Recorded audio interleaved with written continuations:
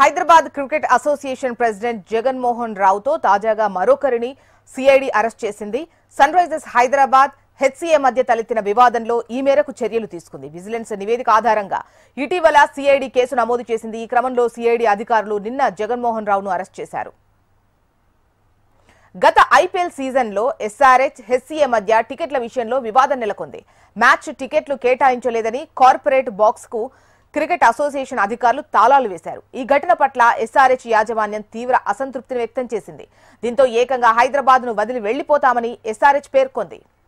HCA అధ్యక్షుడు Jagan Mohan రావుపై SRH పలుమార్లు తీవ్ర ఆరోపణలు చేసింది. ఈ నేపథ్యంలో తెలంగాణ రాష్ట్ర ప్రభుత్వం విజిలెన్స్ విచారణకు ఆదేశించింది. ఎస్ఆర్హెచ్ ఫ్రాంచైజీపై హెచ్సీఏ అధ్యక్షుడు ఒత్తిడి తెచ్చినట్లు విజిలెన్స్ విచారణలో తేలిందని నిర్ధారించారు. ఆ రిపోర్టు ఆధారంగా సిఐడి కేసు నమోదు చేసింది. అయితే గత కొద్ది రోజుల క్రితం ఉప్పల్ స్టేడియంలో కాంప్లిమెంటరీ టికెట్స్ పై హెచ్సీఏ ఎస్ఆర్హెచ్ మధ్య వివాదం నెలకొంది.